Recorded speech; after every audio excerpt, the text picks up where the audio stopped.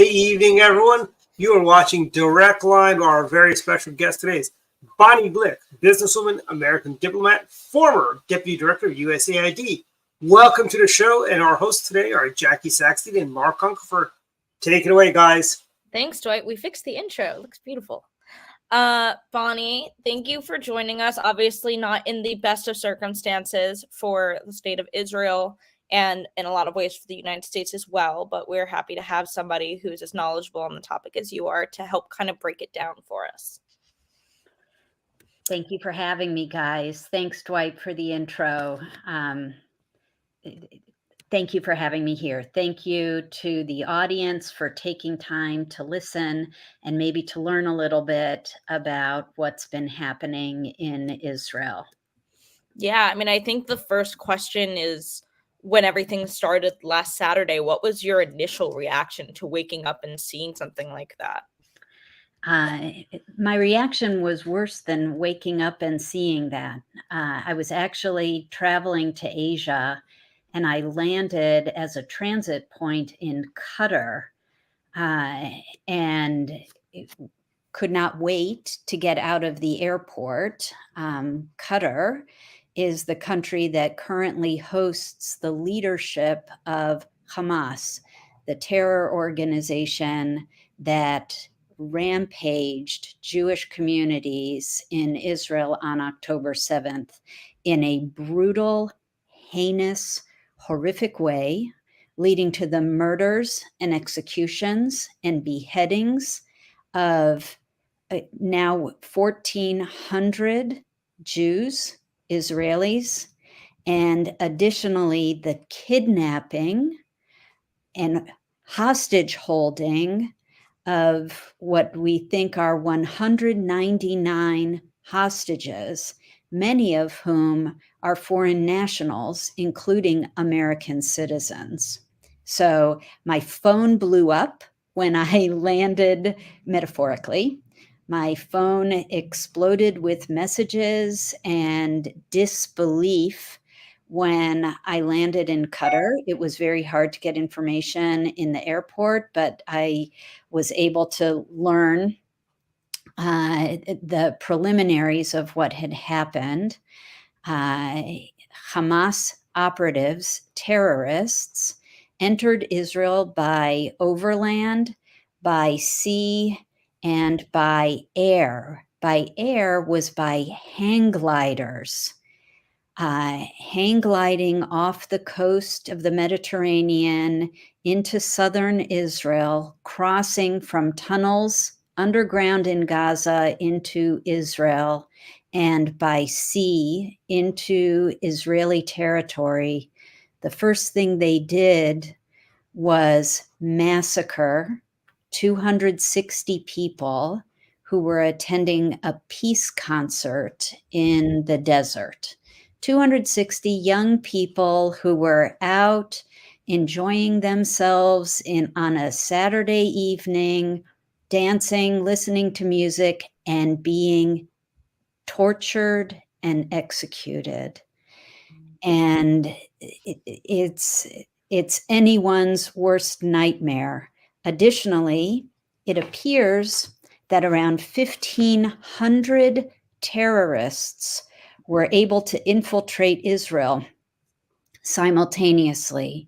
So you have hang gliders coming in and destroying a concert, and then you have terrorists entering villages and kibbutzim. A kibbutz is a community farm where hundreds up to 1,000 Israelis live communally, where they participate in agriculture, in small manufacturing, and provide their goods to the Israeli market. It's a very traditional Israeli concept that started when Israel first became a state of refugees from the Holocaust in Europe.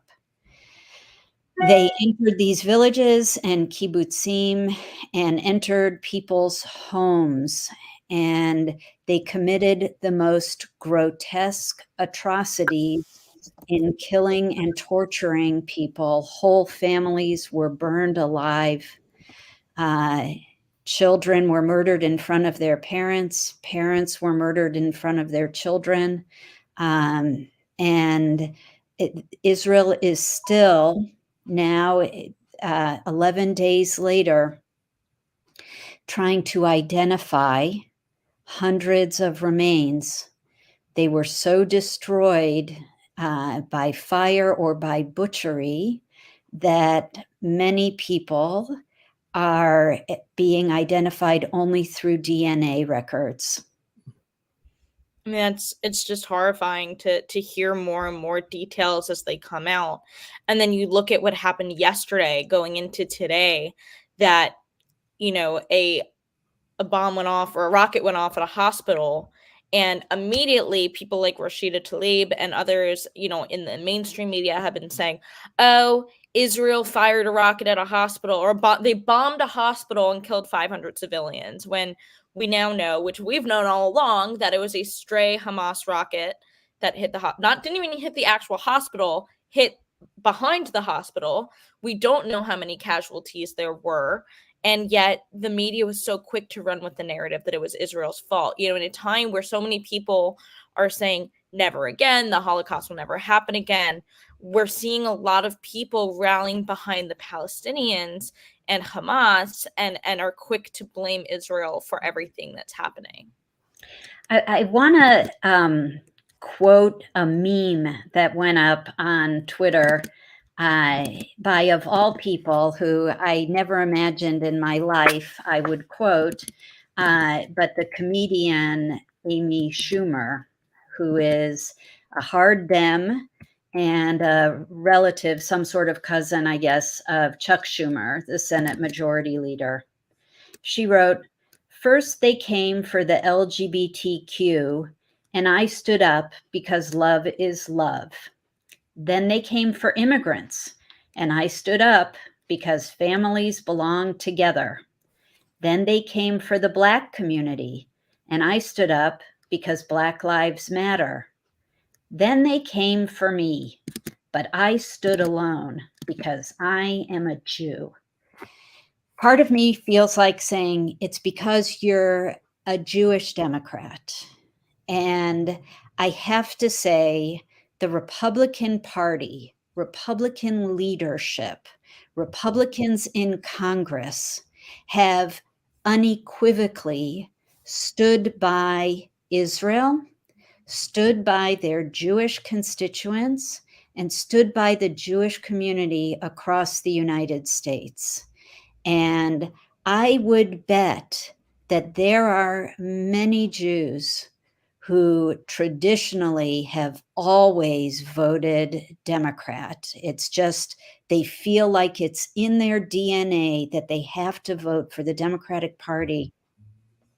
I'm willing to bet that there are some converts to the grand old party, the GOP, which has stood by the Jewish community and the state of Israel in the face of these outrageous claims by people like Rashida Tlaib, whatever, who so cynically, after this disgusting attack, put a Palestinian flag outside her office in the capital of the United States. And then she also cynically has an LGBTQ pride flag outside her office. The cynicism there is that Hamas throws gays off the tops of buildings and kills them. They do not tolerate homosexuality in Gaza. And yet here is this obscene representative in the House of Representatives who is simply a stain on the United States, who has the temerity to put a Palestinian flag outside her office after 1,400 Jews have been massacred by Palestinians. And yet, because of the district she lives in, she'll continue to get reelected. Sadly. Could we, it might be useful for audience to kind of take a couple steps backwards and kind of provide a little bit more context for helping people understand Gaza, Hamas's role in Gaza, frankly, the decision of Israel to withdraw from Gaza, and to give people a little bit more background as to how it is that this attack could take place from a place that is so close to Israel. So it goes back to that great president, Jimmy Carter. And when Carter, through the Camp David Accords, negotiated Israel's first peace treaty with an Arab country, with Egypt, the peace with Egypt came with territorial concessions that Israel made. Israel transferred to Egypt the entire Sinai Desert. Israel, which has oil in it, by the way. Israel transferred the Sinai Desert to Egypt, and they tried to transfer the Gaza Strip to Egypt. The Gaza Strip at the time was composed entirely of Arabs, and it borders the Sinai Desert. Egypt said, thanks, but no thanks. That area is unstable. It is Palestinian. It's not Egyptian. We don't want it. It is just trouble waiting to happen. So Israel had occupied with soldiers and with Jews living in Gaza, tried to integrate the Gaza Strip into Israel. There were Jewish communities that were built in Gaza. Parts of Gaza, the entirety of the Gaza Strip is mentioned in the Bible, dating from the time of Abraham. So it is Jewish land, and Jews were living there with Palestinians, frequently subject to harassment and violence. In 2005, the government of Ehud Barak, the Israeli prime minister at the time, decided that unilaterally it would withdraw from Gaza. What does that mean? It meant that it would uproot Jewish communities that were living in Gaza and remove them from that land that they had worked, that they had tilled, and force them to move outside the Gaza Strip. Israel would remove all semblance of Israeli authority from Gaza, and Gaza would become self-administering. In 2006, under what was then called the Palestinian Authority. The Palestinian Authority is the offshoot of Yasser Arafat's Palestinian Liberation Organization, and it is the only entity among Palestinians that sometimes engages with the U.S. government.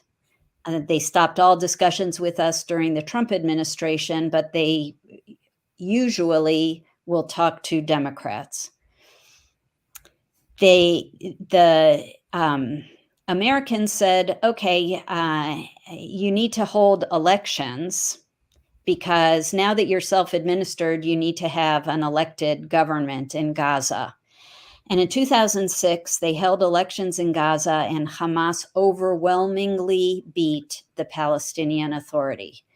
Hamas ran on the charter that the Jewish state has to be destroyed and the Jews living there have to be annihilated. They ran on a party platform of genocide, and they won overwhelmingly in Gaza. So here's what Israel knows. It's got a government, self-ruling authority in Gaza that is committed to its destruction. And since that time, since the time of Israel's unilateral withdrawal, there have been constant missile attacks. The media, mainstream media, calls them rockets, which makes them sound like they're kind of like toys. They're missiles. regular missile launches from Gaza into the rest of Israel, particularly southern Israel. The other thing that the Hamas leadership does is they store all of their weapons in civilian heavy locations, hospitals, schools, places of worship, mosques. They store their weapons there because Israel won't bomb a civilian structure. So very cynically, it's the use of human shields to protect their weapons. Their weapons, by the way, are all from Iran. They're all paid for by Iran, and they're all smuggled in by Iran. So Israel is living with Iran on its southern border with Gaza. Israel's also living with Iran on its northern border through its terror proxy organization, Hezbollah. So Hamas and Hezbollah are evil twins, and Hezbollah is even more powerful than Hamas in terms of weaponry, in terms of foot soldiers. So Israel today is reeling from the largest massacre of Jews since the Holocaust, where 6 million Jews were murdered by the Nazis. And they're reeling from that. They haven't even identified all of their dead, let alone buried them. And they're facing relentless missile attacks from Gaza still, and also now from Lebanon. And they have 199 hostages in Gaza whom they're going to try and rescue. They are likely being held in tunnels. The United States and the United Nations and the Europeans have very generously over the years given hundreds of millions of dollars to Gaza for humanitarian aid and to provide clean water and hospitals and education. Hamas has used that money to build a tunnel infrastructure underground, fitted with electricity and computers and concrete, so that they can operate out of sight of drones that Israel has circling overhead. And it is very likely that that is where they are hiding and torturing 199 hostages, including American citizens, including Europeans, Asians, Africans, and of course, Israelis. So Joe Biden announced today that he said that Bibi Netanyahu was on board with it. And my guess is he was kind of strong-armed into it.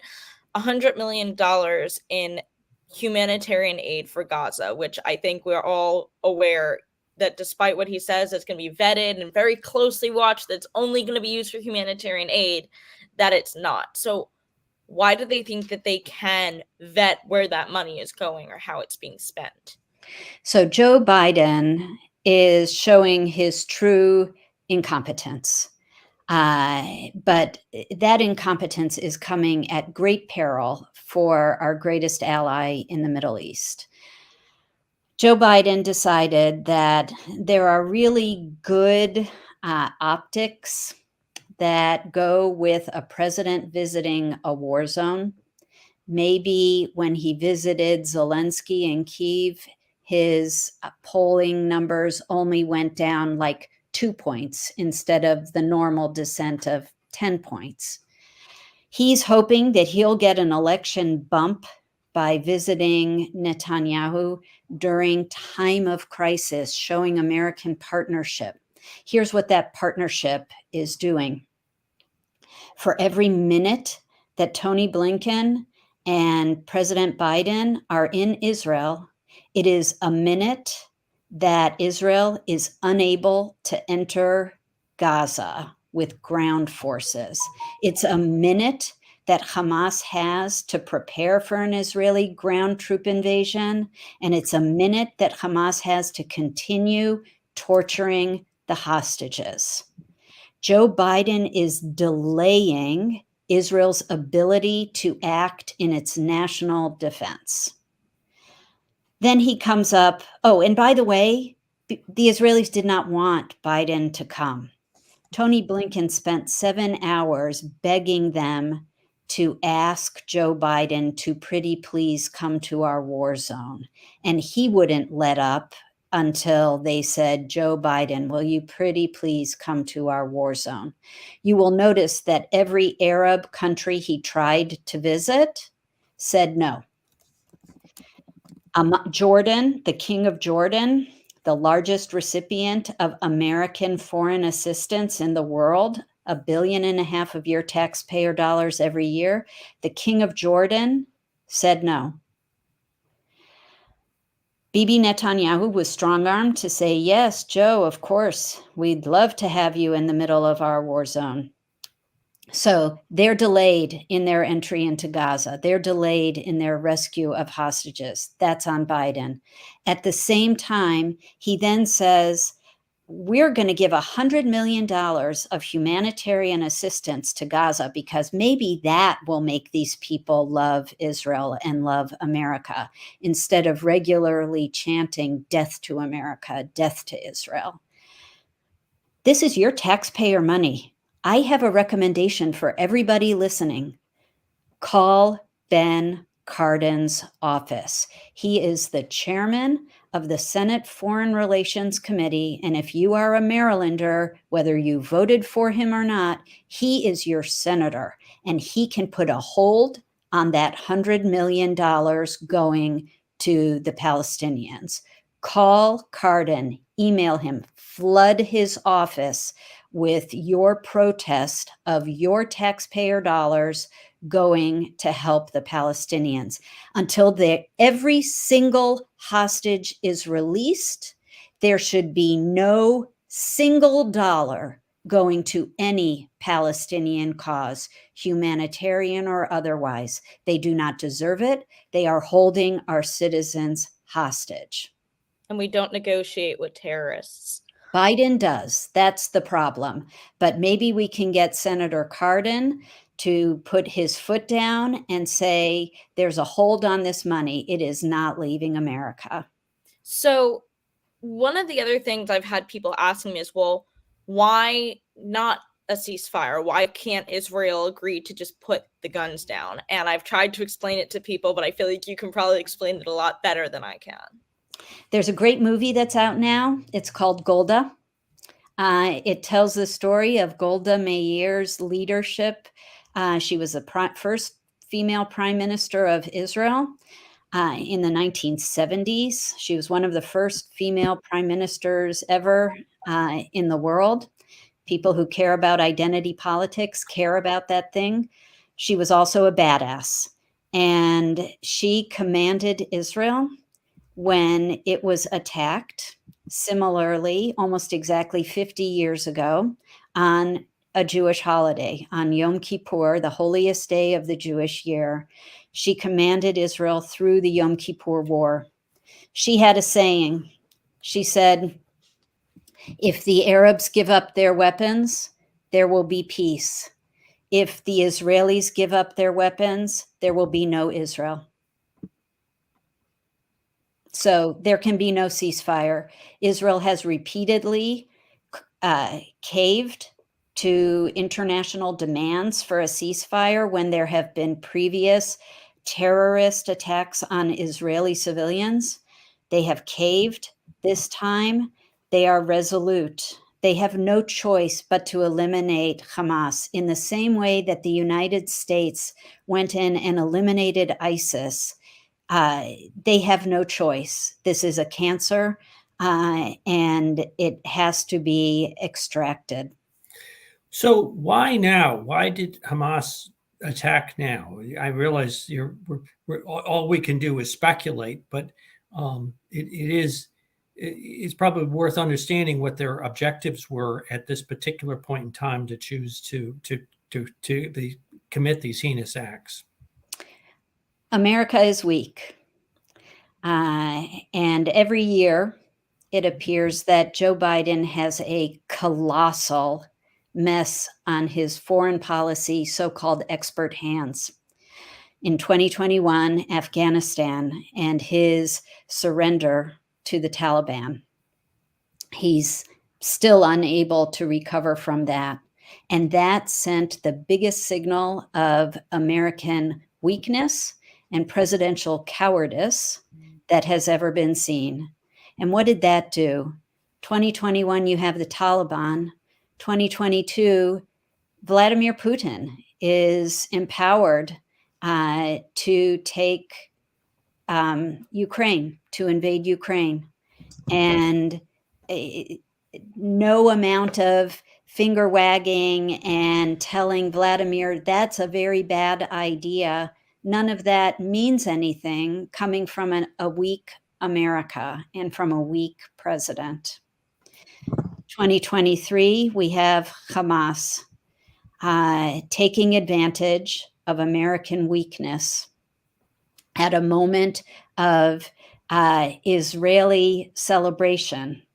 Just as 50 years ago on Yom Kippur, when all Israelis were in synagogue fasting, it's a fast day for all Jews, the Arab armies attacked Israel. Instead, this time, Hamas attacked on a holiday that's called Simchat Torah, joy in the Torah, the 5 holy books, the Genesis, Exodus, Leviticus, Numbers, Deuteronomy. We celebrate that we've completed an annual cycle of reading the 5 books of Moses, and it really is a time of great joy. And so you have a concert with hundreds of young people attending. You have people celebrating in their homes. The terrorists who attacked these homes went in, tied up families who were eating their celebratory dinners, celebrating the holidays, singing songs, tied them up, tortured them while they sat down and ate the family's dinners.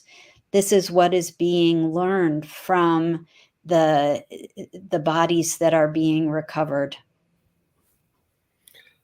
So in recent years, there's been a great deal of progress with the Abraham Accords in reaching more accommodation with some of the Arab countries.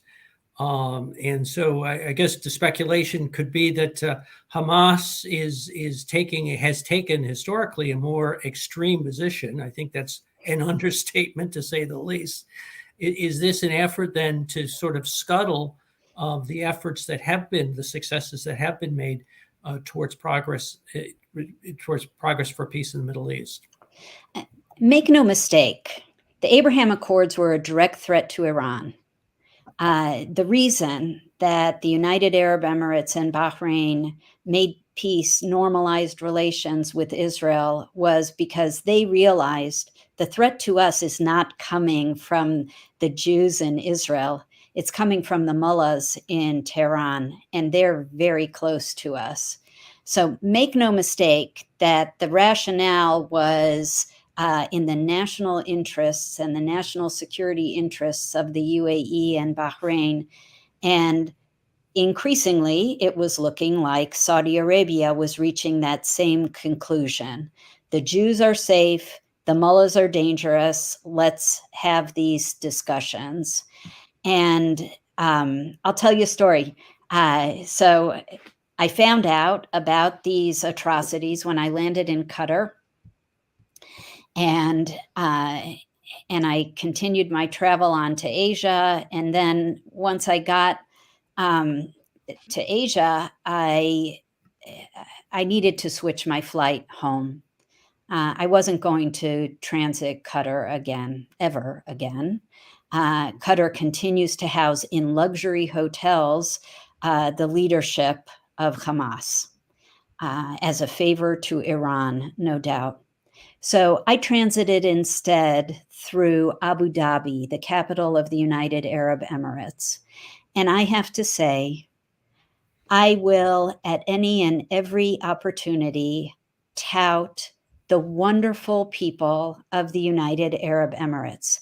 There were dozens I saw of religious Israelis, religious Jews, Americans, who were transiting Abu Dhabi to get home. They had been in Israel celebrating the Jewish high holidays, Rosh Hashanah, Yom Kippur, and they were there for Simchat Torah. And they were transiting the UAE because all of their planned return flights home on American carriers, United, Delta, and American Airlines, they were all canceled. But the UAE kept its flight schedule of flights in and out of Israel during this entire time. And so here were religious Jews, visibly religious Jews, who were transiting the United Arab Emirates peacefully, with great care and consideration given to them and their circumstances. It was extraordinary, and I have to give a huge thanks and thank God for the Abraham Accords, and thank Donald Trump for the Abraham Accords, because it was under his presidency that these miraculous peace deals happened. And I know that they made a big difference, unplanned difference, but a big difference in the lives of so many people. On top of that, there has been no language coming out of the Kingdom of Bahrain. No condemning language of Israel, nothing that I've seen in either direction. So keeping their powder dry, you could say. And out of the UAE, there has been condemnation of Hamas. And that goes a long way to knowing who your friends are. Yeah, so, I had said to my boss, if there's a silver lining in tragedy like this, it's you get to turn over the rock and see what scurries out and who's truly in your corner and who's not. Yeah. So on a more personal note, you have family and friends in Israel who are still in Israel, and some, unfortunately, who have passed away. Can you talk a little bit about that and what you're hearing from people on the ground who you personally know? So I have family in Israel. I have friends in Israel. The men are being mobilized to serve as reservists. Israel has mobilized 360,000 reservists to enter into this war. So on top of their mandatory draft, which is for men and women, they have 360,000 men, mostly reservists, who have been mobilized and who are ready to act. That's disruptive to an economy, right? These are 360,000 people who are not going to work Monday through Friday or Sunday through Thursday, whatever the work week is. They are instead being mobilized at an expense to the state, not bringing in revenue to the state. So there's an immediate economic hit anytime there's this kind of nationwide mobilization. My family in Israel is safe, thank God. And my sister is a prominent commentator in Israel. She's doing news programs out of Israeli studios, but international news broadcasts around the clock from her basement bomb shelter. And Israelis are trying to have normal-ish life for their children. Kids are going mostly remote schooling, but schools are trying to get kids in for a couple of hours a week just to interact with teachers and with their friends for emotional support. It's really, really important. And they recognize the psychosocial impact that this terrorist attack has had on the whole country. My brother-in-law has a cousin who it took 8 days to identify her body. She was at the desert concert where she was brutally murdered, and the bodies of the murdered were defiled and butchered, and she had to be identified by her DNA. This is not normal circumstances. Israel has not yet identified hundreds of people. They haven't buried their dead. And yet we have an American president showing up and offering goodies to really, really, really bad guys. Yeah, and what he was saying that Netanyahu was all on board for that. Do you believe that's true, or that's just cover up? That is 100% false. That is 100% false. Bibi Netanyahu has one priority. That is the release of the hostages. Yep. And anything that can expedite the release of the hostages, he is probably willing to entertain. Anything. But $100 million of humanitarian aid with no requirement that every single hostage be returned, well, what does that tell you? It tells you that Hamas doesn't need or want our money.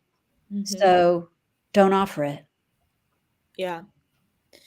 So not that any of us can tell how things are going to play out, but do you anticipate that this is going to become bigger? Are other countries are going to get involved? Is the US going to end up having troops on the ground? How do you see this playing out? Because I think what I've been telling people is this has been tension a long time in the making. So the U.S. has dispatched 2 carrier battle group ships to the Eastern Mediterranean. For that, I say thank you. As an American, I am proud that our military men and women are there in the region. They're not there to fight, though. They are there to deter any additional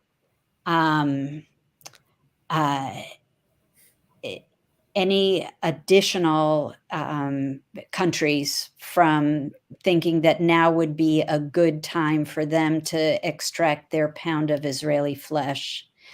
And so I hope that that is an effective deterrent. Israel, meantime, is mobilizing forces to the north, and they're evacuating people from cities along the northern border with Lebanon, because Hezbollah has been launching missiles into Israel, and you want to keep your citizens out of harm's way. And I think the fear too is that perhaps when there's a action in Gaza, that would be sort of the green light, or be used as an opportunity for Hezbollah to attack from the north. And I think obviously that would expand the war and be a very dangerous development. Right. And again, make no mistake, all of this activity is coordinated in Tehran. Great. All of this is driven by Iran. Iran is 100% behind the financing, the arming, the training, the dispatching of everyone. So is there anything else as we're coming to a close that we need to know about this, either what's happening in the US or what's happening in Israel, that we need to know or be aware of? So again, I encourage everyone who is watching, reach out to Ben Cardin, Senator Cardin, and tell him to put a hold, that's the language to use, put a hold on the $100 million that President Biden wants to transfer to the Palestinians. And the reason it's Senator Cardin is because the only person who can put a hold on that is the chairman of the Senate Foreign Relations Committee, and he is the chair. So the more pressure we as constituents put on him, the more impactful it will be. Now, keep in mind, he doesn't care a whole heck of a lot about constituents because he's decided not to run for re-election. That said, he occasionally has some spine and stands up to the Democratic administrations. And I am hopeful that this will be one of those rare occasions. Flood his office, flood it. Tell your friends, tell your relatives from other states, everybody just get on it. The other thing is, as I noted, the 360,000 reservists mobilized is going to have an impact on the Israeli economy. When you see things in the store that are imported from Israel, buy them. And you'll be pleased, whether it's wine or olive oil or feta cheese or oranges, whatever it may be, buy Israeli products. It's helpful to the economy. Many people have asked me where they can send contributions. My family, we send our contributions to an organization easy to remember called oneisraelfund.org. They are providing security to communities that are in danger of attack from Palestinians. And their work is shoestring and amazing. It includes all kinds of electronic camera wiring, as well as weapons for people to protect themselves. And that's what Israel has to do now. So, and Dwight also asked me earlier, any other organizations, and the Montgomery County GOP Club, thank you very much, made a contribution to the Zionist Organization of America, which it's the oldest Jewish NGO in the United States, and it focuses most of its attention on telling the Israel story to our Congress. And it tends to list in our direction, but it also works with any Democrats that are willing to show support for Israel. And to that end, we'll be having our first Thursday event on November 2nd at the usual Mama Lucia's in Olney at 6:30, and the proceeds from that night will be going to the Zionist Organization of America. So we do encourage you to join us for that. So, and I have the number. I think if we can put it on the crawler, or at least this is for Cardin's office, the Washington office, 202-224-4524. I'm going to put it in the comments of the stream so people can reference it later. Call. Okay. So as we close out, Bonnie, are there any final words of hope, of anything that you'd like to share with us? Here's my hope. My hope is that the hostages are freed. My hope is that Hamas is crushed to oblivion, and that the Israeli Defense Forces have the power, the fortitude, the ammunition that's needed to do that. This is no time for the faint of heart. This is a time of war. But more than anything, the support that I personally have received, that Jewish friends across the United States have been receiving, support your friends who are Jewish. They feel this in a way that is so personal that they never thought they'd need support like this. They need to know that you care. And they need to know that the United States is going to be by their side, and that their American friends are there. Just one correction on the crawler: it's not to hold funding to Jordan, it's to hold funding to Palestinians. Right. I might say that's the same thing, but that's really important. Right. Take action. We can make a difference. I know it's a part of the world that's so far away, but it's also a part of the world that means so much to the Jewish faith, to the Christian faith, and to the Muslim faith. And people who care about peace care about Israel. Absolutely. And I was reading an article today just to top that off. And what you're saying is your Jewish friends right now are looking at who's posted in solidarity with the Jews because they're looking at, if God forbid we need to hide in someone's house, who would hide us, right? Who would hide us when they come to your door looking for the Jewish people, which is unfortunate that we have to even think about that, but that's where we are. One of my friends posted something saying, you know, we all grew up watching Holocaust documentaries, Schindler's List, Shoah, these different movie recounts of the Holocaust. And sometimes people would say, what would I do if it were today? Well, here's the news. It's today. And the Jews need help. And we thank you for that. Yeah. Well, thank you very much. Yeah, thank you guys. Thank you everyone for listening. This is an incredibly important episode to share out with people. And please join us on November 2nd, and we'll be back next week. Thank you. Thank you.